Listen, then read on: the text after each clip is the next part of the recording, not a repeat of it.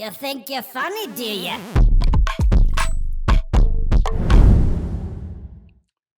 When William Steig created the book Shrek, he had absolutely no idea that it was going to be a movie. It was back in 1990. And here we are, a quarter of a century later.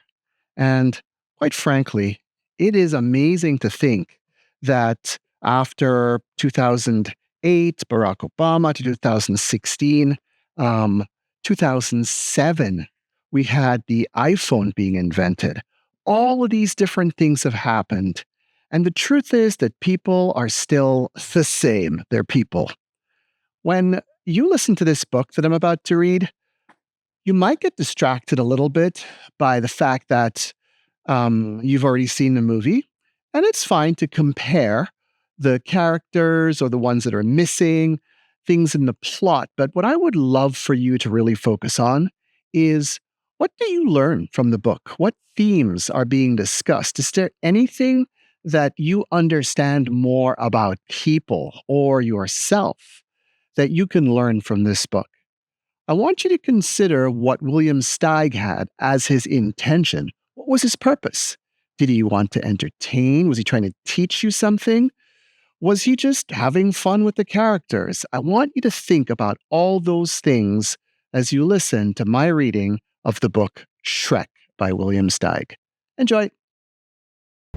Look at that guy, breathing fire, on his back like that, hands on his belly, probably just had a really good meal. Shrek is a happy ogre, at least very satisfied with himself. William Steig wrote the book, S-T-E-I-G, William Steig, one of my faves. His mother was ugly, and his father was ugly, but Shrek was uglier than the two of them put together. By the time he toddled, Shrek could spit flame a full 99 yards and vent smoke from either ear. With just a look, he cowed the reptiles in the swamp. Any snake dumb enough to bite him instantly got convulsions and died. One day, Shrek's parents hissed things over and decided it was about time their little darling was out in the world doing his share of damage. So they kicked him goodbye, and Shrek left the black hole in which he'd been hatched. Shrek went slogging along the road, giving off his awful fumes. It delighted him to see the flowers bend aside and the trees lean away to let him go by. In a shady copse, he came across a witch. She was busy boiling bats in turpentine and turtle juice, and as she stirred, she crooned, "This is why I cook my bats, stir my bats, taste my bats, season my bats in the morning. Stew and brew and chew my bats, diddle and fiddle and faddle my bats, early in the morning." "What a lovely stench!" Shrek cackled. The witch specialized in horrors, but one single look at Shrek made her woozy. When she recovered her senses, Shrek said, "Tell my fortune, madam, and I'll let you have a few of my rare lice." "Splendid," crowed the witch. "Here's your fortune." "Ochki potchki, ichtki pitch. Pay attention to this witch. A donkey takes you to a knight. Him you conquer in a fight. Then you wed a princess who is even uglier than you. And cock-a-doodle, the magic words are apple strudel." "A princess!" Shrek cried. "I'm on my way." Soon he came upon a peasant, singing and scything. "You there, varlet," said Shrek. "Why so blithe?" The peasant mumbled this reply. "I'm happy scything in the rye. I never stop to wonder why. I'll hone and scythe until I die. But now I'm busy, so goodbye." Yokel, Shrek snapped. What have you in that pouch of yours? Just some cold pheasant. Pheasant, peasant? What a pleasant present! Seriously? The last thing the peasant saw before he fainted was Shrek's glare warming up his dinner. Shrek ate and moved on. Wherever Shrek went, every living creature fled. How it tickled him to be so repulsive. Fat raindrops began sizzling on Shrek's hot knob. Did you ever see somebody so disgusting? Said Lightning to Thunder. Never, Thunder growled. Let's give him the works. Lightning fired his fiercest bolt straight at Shrek's head. Shrek just gobbled it, belched some smoke, and grinned. Lightning, thunder, and rain departed. In high spirits, Shrek stalked on. At the edge of a woods, he found this warning nailed to a tree. Hearken, stranger, shun the danger. If you plan to stay the same, you'd best go back from whence you came. Shrek, of course, swaggered right past. And sure enough, a little way into the woods, a whopper of a dragon barred his path. Shrek smiled and bowed. The dragon slammed him to the ground, but Shrek just lay there. He was amused. The irascible dragon was preparing to separate Shrek from his noggin, but Shrek got him between the eyes with a putrid blue flame. The poor dragon thudded over, unconscious for the day. An hour later, Shrek himself was unconscious. He had fallen asleep along the way. He dreamed he was in a field of flowers where children frolicked and birds warbled. Some of the children kept hugging and kissing him, and there was nothing he could do to make them stop. He woke up in a daze, babbling like a baby. It was only a bad dream, a horrible dream. Shrek wandered on. He was wondering if he'd ever meet his princess when he saw a donkey grazing. Was this the donkey the witch had foretold? Shrek hurried over and tried the magic words. Apple strudel!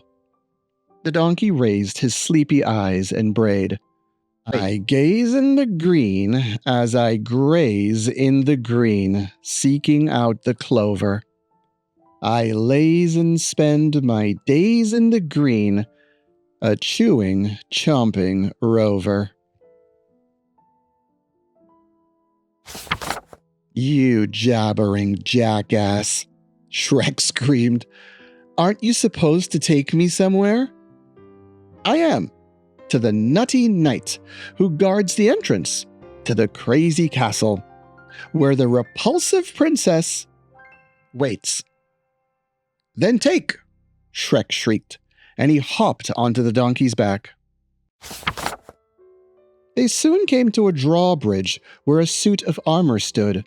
Shrek knocked on the breastplate and demanded, Who dwells inside this armor, and also in yonder castle? In here, a fearless knight. In there, a well-born fright, was the answer. It's my princess, said Shrek, the one I am to wed.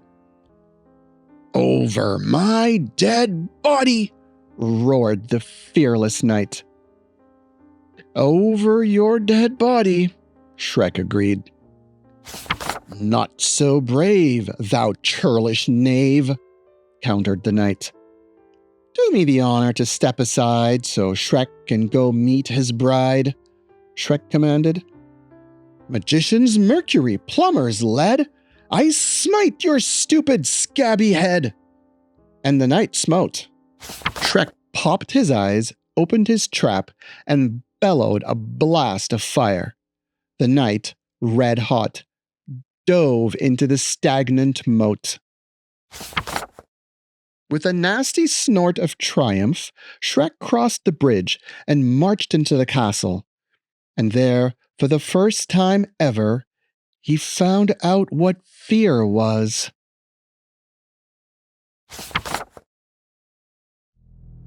All around him were hundreds of hideous creatures. He was so appalled he could barely manage to spit a bit of flame. All those horrid others spat back. He started to run. They all ran. He lashed out at the nearest one, but what he struck was glass. Shrek was in the Hall of Mirrors. They're all me! He yodeled. All me! He faced himself, full of rabid self-esteem, happier than ever to be exactly what he was. He strode on in, and his fat lips fell open. There before him was the most stunningly ugly princess on the surface of the planet. Apple strudel, Shrek sighed. Cock-a-doo-doodle, cooed the princess. Said Shrek, your horny warts and rosy wens, like slimy bogs and fusty fens, thrill me. Said the princess, your lumpy nose, your pointy head, your wicked eyes so livid red, just kill me. Said Shrek, oh, ghastly you with lips of blue, your ruddy eyes with carmine styes enchant me. I could go on, I know you know the reason why I love you so. You're ugly. Said the princess, your nose is so hairy. Oh, let us not tarry. Your look is so scary, I think we should marry. Shrek snapped at her nose. She nipped at his ear. They clawed their way into each other's arms. Like fire and smoke, these two belonged together. So they got hitched as soon as possible, and they lived horribly ever after, scaring the socks off all who fell afoul of them. I love this book. Quite frankly, Shrek doesn't give a hoot. I mean, think about it. He's hideous. His parents are hideous. They know he's ugly. He knows he's ugly. Everywhere he goes, he just does what he wants within reason. He's not evil, but he's not going to get taken advantage of either. He was intent on marrying that princess. He met her finally, and she was as horrible as he expected. When he was in the Hall of Mirrors, I really enjoy that part because he was terrified when he saw himself fully for the first time. He was just really taken aback.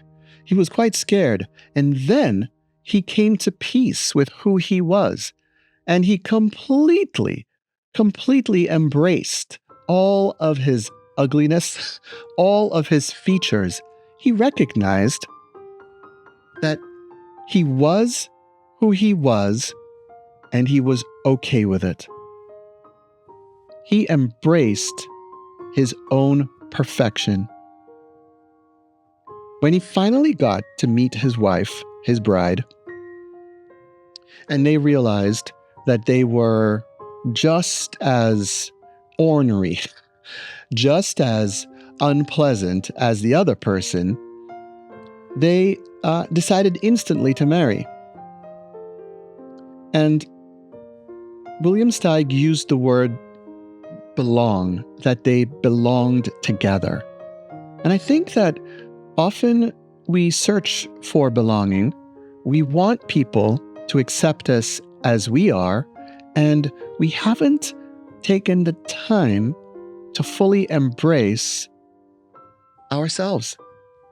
We have to, like Shrek, love ourselves for who we are before we can expect to go out in the world and ask other people to love us for who we are. So, there you have it. Shrek, the book, created by William Steig, who also did not care what a regular fairy tale was supposed to be. Normally, you live happily ever after. These guys lived horribly ever after, and it was perfect for them. William Steig was never the type of author who wanted to talk down to his reader. He did not want to tell children what to think. He wanted them to come to realizations of their own. What I have shared with you today, those are my realizations. They speak to who I am. And if they speak the same way to you, then great. But I challenge you to listen to this video again and think about carefully how the themes and experiences that William Steig put his characters through, figure out what they mean to you.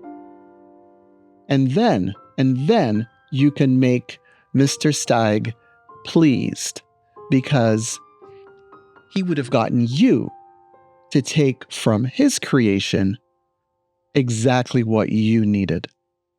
I hope you enjoyed the book. I'll see you next time. I need everything. Trust me, I hear what you're saying, but I like it's new what you're telling me. I'm curious, George. I hop in the Porsche, it's 5 and a horse. I'm ready for war. I'm coming for throats to turn to a ghost. I need to know everything.